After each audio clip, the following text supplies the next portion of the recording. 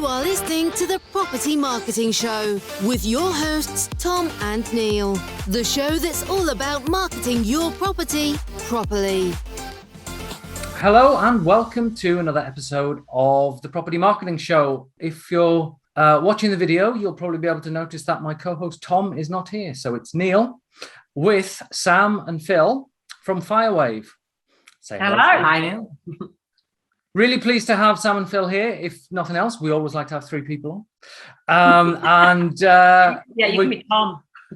We're going to talk today just a little bit about property marketing and Sam and Phil's experience, both as property marketers and agents as well. So for those guys who might not know who you are and a bit of background, do you want to just fill us in on why perhaps you're going to be talking to us about property marketing?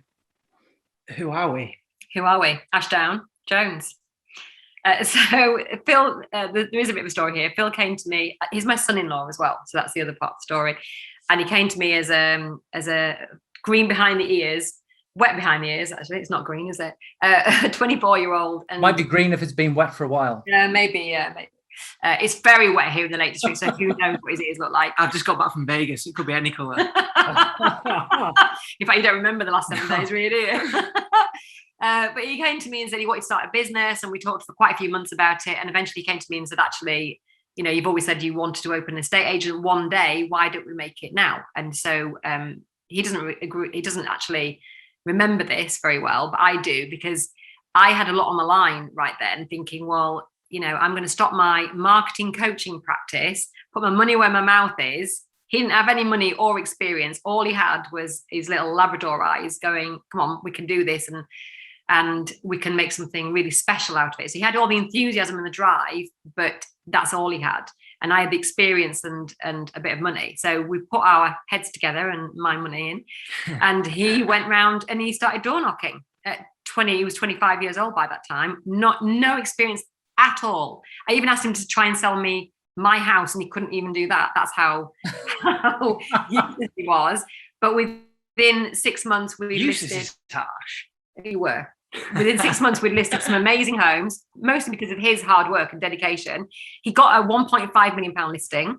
I got a £1.25 million listing, and that's it. We're on our way. But from the very first, the very beginnings of the agency, Phil originally thought that volume was the way to go. And because my time was so limited, because I was still coaching, I knew that selectivity was the way to go. So that's really how it started on this journey, where we thought, well, we're going to be selective. Our fees have got to be the highest and our marketing's got to be the best. And that's really where it all began. Well, I think everybody and anybody thinks that volume is the way to go in any industry. Yeah. If you don't understand, if you don't understand marketing, or if you don't understand buyer psychology. My parents still have no idea why we would turn down a £5,000 fee for a home that doesn't fit into our portfolio. And I guess that's how Firewave came about and what Firewave is now, where we help agents get into the high value homes and then try and teach them off the back of it why they only must niche in high value homes. Yeah. I mean, I come across it all the time. You know, people seem to be very, very scared whenever you say find the niche and specialize on it. You can see that, you know, the color draining out of the faces and the look of terror in their eyes, but especially it just doesn't work trying to appeal to everybody. Especially in this industry, where for the first 2 years, if you're lucky, cash flow is a nightmare to come by. It's lumpy, and as soon as you've got it, Rightmove takes it off you, and it's a real challenge. But once you get into your groove and it starts rolling, then you obviously make lots of money. But it's getting there, which is the challenge. And during that first 2 years, 3 years, however long it is, when the little flat that you know you're going to make £3,000 on in 6 weeks comes knocking, it's very difficult to say no. I don't do it. And we see hundreds of agents say yes, and then all of a sudden the flat next door, the flat above, comes and says sell ours, and then you're in this vicious circle that you can't get out of. Yeah. And actually, we've done it ourselves. So we know somebody who had a beautiful big lakefront property and also a little cottage. And Phil took on the cottage thinking we were doing him a favour. It was £300,000, and then we couldn't sell it, and it was on the main road. So we've got an unsold house on the main road, and actually this killed us, didn't it? We went to see a prospective vendor of a £750,000 house, and she said, "I see you're taking on little properties as well now." And honestly, Phil couldn't get that board down quick enough. Yeah. So obviously, Sam, coming at it from a marketeer's background, did that very much inform how you went about the methods for Ashdown Jones? Yeah, I think so, because I think for the 15 years previously to that, I had focused almost 100% exclusively on the marketing for a house to help them sell. So I started off with Home Truths, which is why I know Tom's dad, John. He was my photographer of choice for many years. He was a fantastic photographer, and he would take the time to get the photographs right. And he wouldn't mind if I sent in a stylist that would, start asking him to take weird and wonderful photographs and everything. So I started to understand that there was a relationship you needed to have with the photographer, the stylist, and the vendor that all needed to work together. And the final result was so much better, exponentially better, that then would sell the house. Yeah. But even more importantly, it would sell you the next listing. And Yes. that's really where it all started to come together for me. And it took me probably 5 or 6 years to get that. So it was probably about 2009, 2010 when I started to understand that. And that's when I switched to working with agents and not consumers. And so I could see it from both sides then. So I could say to an agent, look, this is what your consumer wants, what your vendor wants. And I could say to the photographer, this is what the final result we need. And it just worked. It worked really well. So now we've got over 70 Firewave members, and we help them do the same thing for their vendors. And every amazing piece of property marketing gets them probably 5 new instructions. And it's just phenomenal the way it works. Yeah, absolutely. But again, it's not necessarily the immediate flick a switch and you see the end result of it. You have to be consistent, and you have to give it time. But it also does sell houses. I was probably, I kind of just went with everything you said at first, but I didn't understand the reason why we were doing it. So we're going to houses that we've been on for 7-8 years, and wouldn't change the price, but change the photography, as simple as the photography.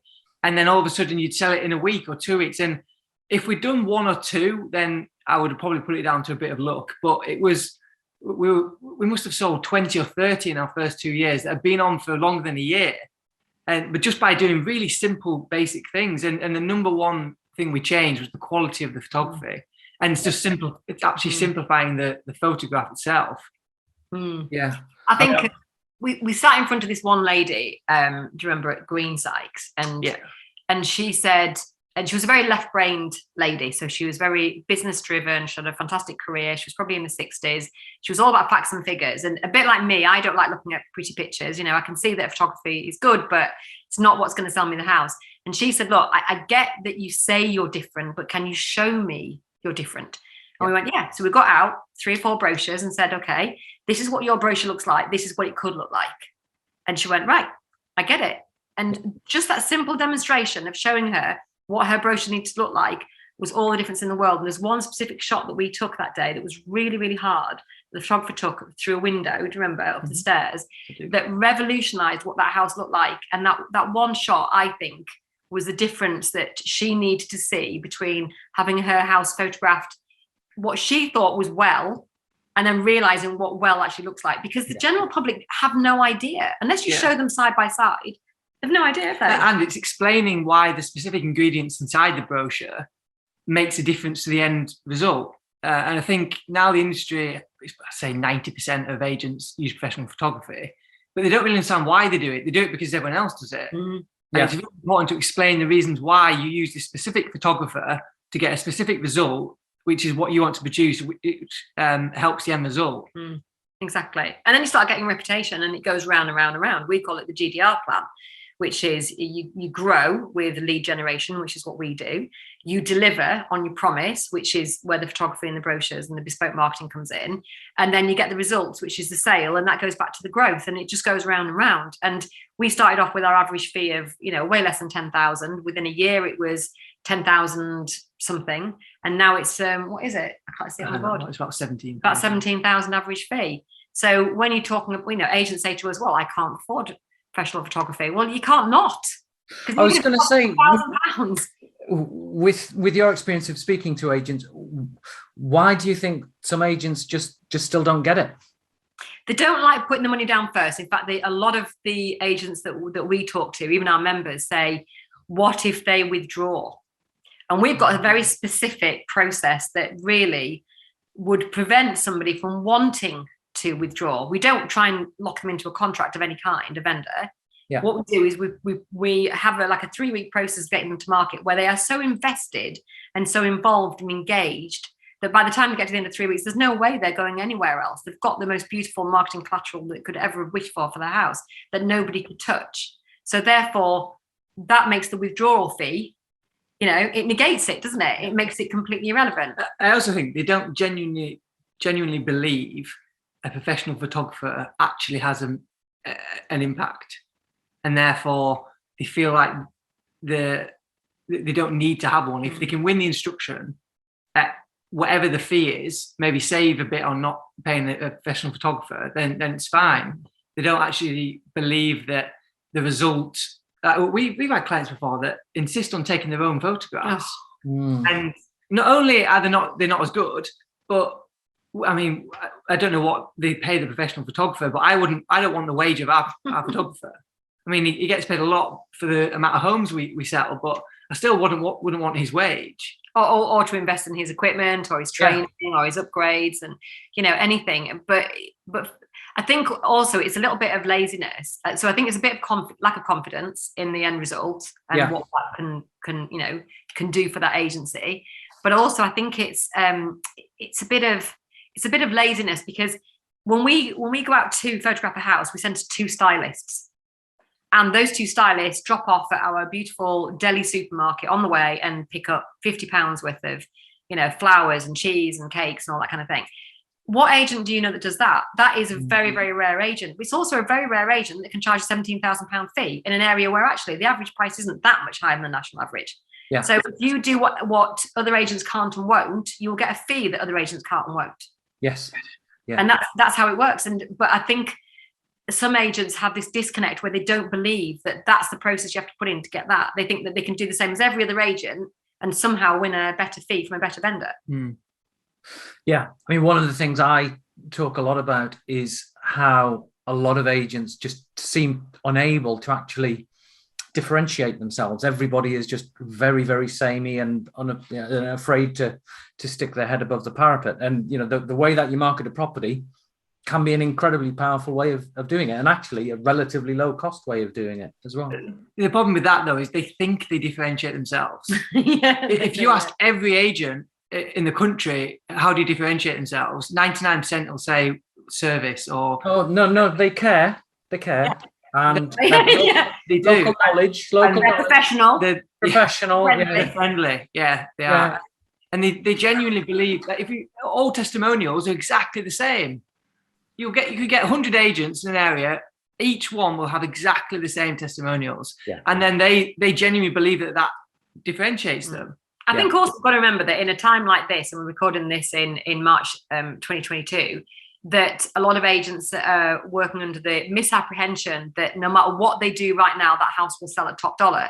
And my argument to that is, you don't know how much you could have got for that house had you marketed it to its highest degree. Now, it's funny because I've just been to, this is talking more about client experience, but I've just been to help my partner pick up his new car, and it's a Jag, and it is beautiful. And the Jag garage, so I bought my Jag through a crappy lease company, and I really wish I hadn't, because what a different experience this has been. He had a gift box, I've got some photographs of it actually, a gift box with 2 beautiful Jaguar keys in it. He was shown into a private showroom with just his car in it, that was there was a big red silk cover on it that was wicked off like this. It had a big plaque saying, "Welcome to your new Jaguar, Mr. Chris Lauder." It was absolutely exponential in terms of the experience we got. The guy spent an hour and a half just showing him what all the different buttons did. Brought him a coffee. And so that, if that's the level of service and experience that somebody who's buying, an £80,000 Jag gets, what kind of house do they have and what do they expect from their estate agent? It should be commensurate. Yeah. Because if you're buying or selling an £800,000 house for 10 times more, they should be getting 10 times more of that experience. They actually get 10 times less. Yeah, completely agree. But this is where agents also fall foul, is they try and sell that in a valuation appointment. Yes, But you with a can't. promise. Yeah. So you can't say, well, I'm going to give you an amazing experience. I'm going to give you a gift box. I'm going to whip this red thing off your house. So that has to be part of the thing that builds on your reputation, that it's a done thing without trying to sell it. So the strongest way to actually win the instruction with a higher fee in the first place is by showing the property marketing, explaining how that's going to impact them. And the rest is the Instagrammable stuff, if you like, is the stuff that's extra that they're not expecting. Yeah, because actually, if you go into somebody and you say, we are going to, work really hard to sell your house, we're going to be available 24/7. We're going to, we've got a special sale progression company. We're going to assign you a special person in the office. Every other agent is saying all those things. Going to give you a key ring. Going to give you. And £2-3 million house, we're all going to hear the same thing. So what we say is almost the opposite. Look, you don't know us. We're not going to promise anything. We don't actually say this, but that's what we're kind of portraying. But we're going to give you this brochure, and these are all the other houses with similar brochures we've sold, and this is what we've done for this. That's going to be exactly the same as your result. And that's what they're buying into. They're buying into a certain result. Because if you think about it as well, I think that the owner of a high value home, let's say more than $1 million, is, and this is a bit controversial, so bear with me, is more likely to be a left brain person than a right brain person. So they're more likely to be swayed by numbers, facts, statistics, proof, than they are by pretty pictures and styling. The lady of the house sometimes is more right brain. She's maybe more artistic. Maybe she's decorated the house. But if he's a high earner, he is probably a left brain person. And therefore, there's no point in showing him photographs because he doesn't really get it. What we do is we say we use twilight photography because it gets 0.55 more clicks, percent more clicks on Rightmove or whatever.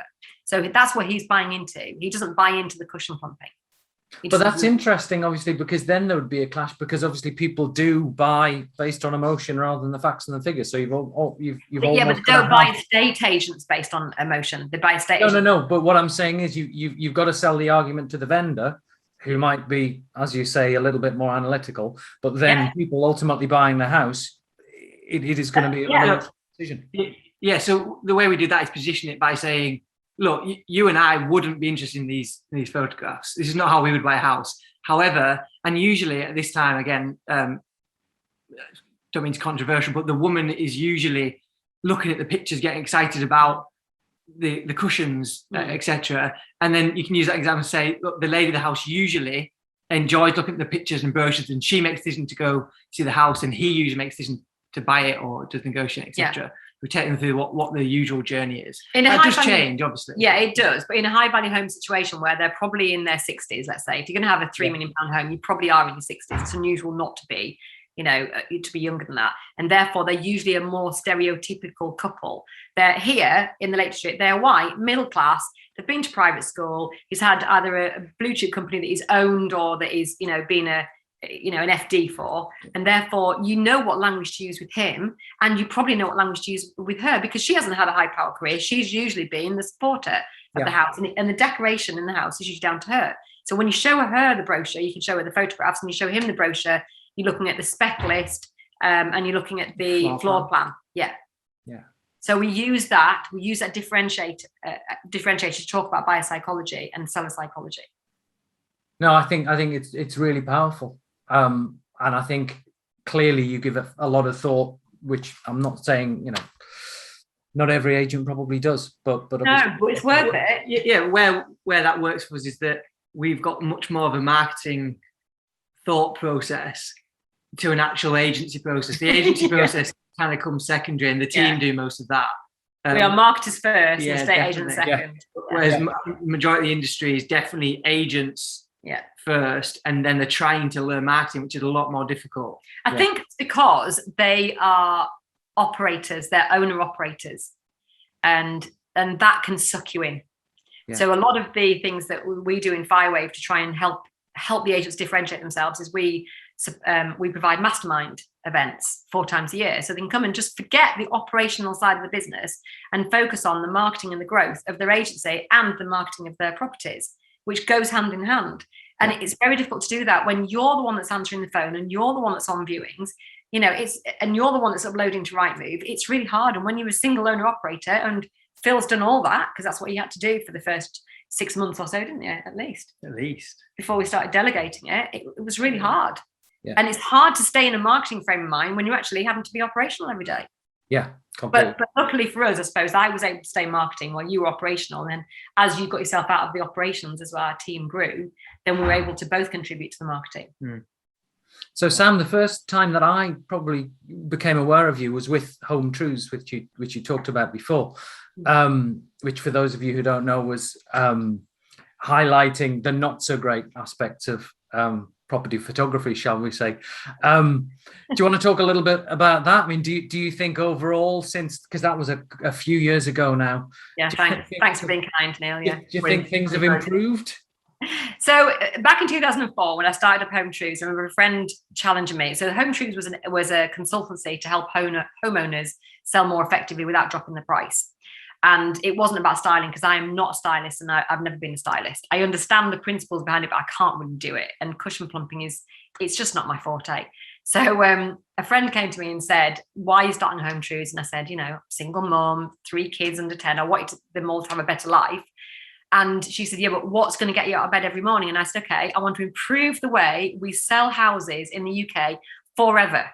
And that was my bandwagon and I really pushed that for years. In fact, we still do every single day in our own way.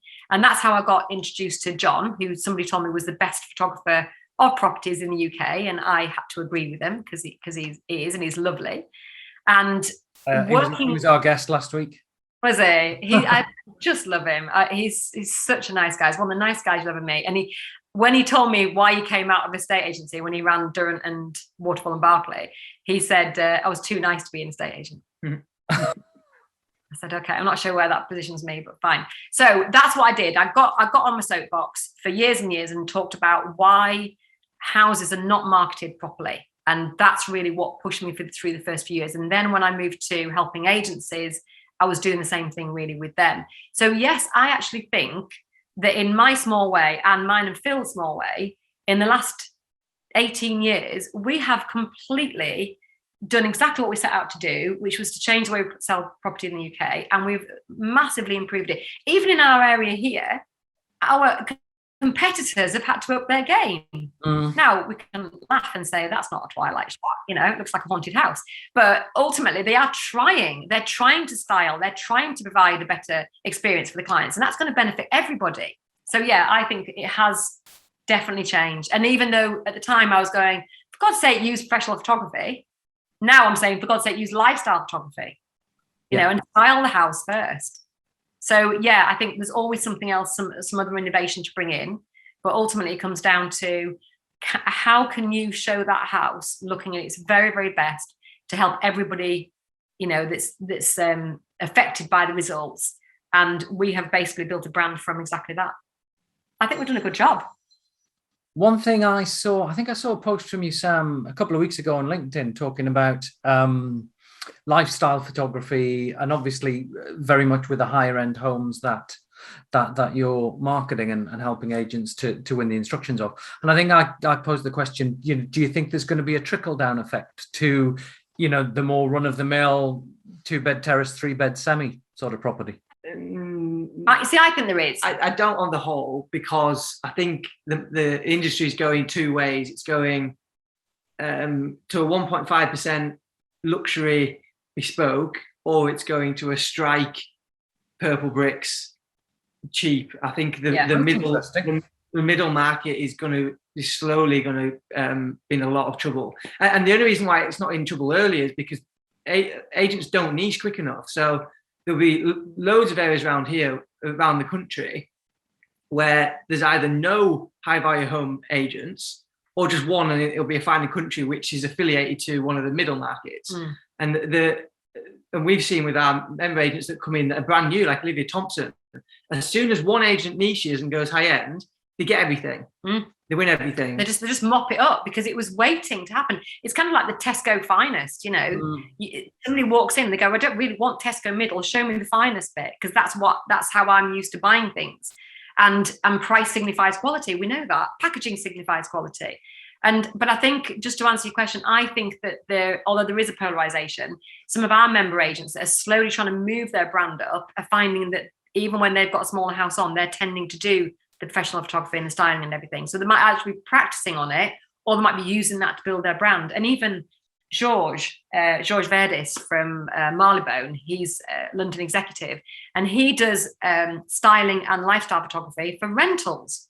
I mean, you just don't really see that. That's very rare. That should happen more often. It really should. Absolutely. I mean, I constantly used to hate the expression, "Oh, it's good enough for rental." Oh, yeah, it's not fair, is it? Rental even more so, because even if you get an extra £100 a month, that is £100 a month a lot. Yeah, well, it's £10 a month for the agent, potentially for the next 10, 20, 30 years. Yeah, it's a lot of money. Because actually rentals, in some ways, are more profitable, than sales. And it pushes up the area. It does. Not just... Yeah. We do feel like we pushed up the area. So in order to push up prices in our area, which I think, we both think were very undervalued before we came along. And in fact, I was in at one of our local bars the other day, and the guy said, with his finger wagging, "You and Phil have single-handedly raised the prices in the Lake District unbelievably." And I said, I take that as a compliment, because every single person I know, all my friends and all my family are all going to benefit from that one day. They might not benefit when they're trying to buy, but they'll benefit when they sell. I can promise you that. But you can only do that if you back it up with bespoke marketing. You can't have one without the other. You can't push up prices, demand high fees, and then offer crap photography. And we're now in a very strong position where we get instructed. We're very fortunate where we get instructed on 90% of £1 million plus houses, so we can almost control the market. Yeah, because people say a house is only worth something prepared to pay for it. Not true. A house is worth what the agent says it's worth, and then markets it to prove it. Yeah. There's a big gap now where you can't find many houses between 600 and £1 million. Anything that's worth 7 is over £1 million. One final thing, and I think it's something that we might have touched on, or we may have been going to speak to Phil more about, and it's something that I'm passionate about. It's where my background was before getting into property, direct marketing. Now, I know that you're really, really into that in terms of helping agents to grow their business, but do you also see a role for direct marketing in actually selling the properties? Good question. For selling the properties, we've tried everything. I would love to say yes. I would love there to be a way where we can impact the final price of a property using our marketing in different ways, direct response marketing, or we go and put something on the underground, or whatever it may be. Everything we try gets nowhere near the levels of response of Rightmove. And actually, I know Rightmove is hated in the industry. In terms of an ROI, a Rightmove is very good value, certainly for us. Exceptional value. And Rightmove rang me before. I certainly don't tell them that. But it's all right. We're not recording it. But we have the price of Rightmove actually, I think, fits quite well. If you go into any other industry, they'll bite your hand off. We nearly turned over £1 million last year in sales only. What do we pay Rightmove? 13,000, 14,000. It makes no sense. So actually, we don't really. We've got a few innovative ways of pretending to use direct mail to sell houses, but actually trying to get instructions. Everything we do is about the listing. But lead gen is our focus, yeah. But you and I are a tad older than Phil, and we remember, complete gluts of property stock unable to sell. When we're faced with that position, and I do believe we are going to be faced with that position over the next 5 years, where we've got more properties than buyers, we are going to have to find innovative ways of selling those properties. Right now, we need to focus 100% on listing, because we don't have enough listings for our buyers. And every agent in the country will tell you the same thing. And until that changes, we've no compulsion to go out and find somewhere else. It might be a good challenge when it comes about to think of a way of doing it. We love a good challenge, because actually what it does is it brings the marketer out in you, doesn't it? I mean, in the last 2 years, we've all been challenged to a significant level. 2 years ago, and actually about 2 weeks' time, we didn't think we were going to have a business now. And to know that we've got through the last 2 years and what we did in terms of Firewave and Ashdown Jones, it really tested us, as it tested every agent. And I think we've come out a much stronger agency and a much stronger team. And the same will happen again when and if the market flips, and it will always flip. Yeah, like some oligarchs, don't we? Do you need to hide some money right now?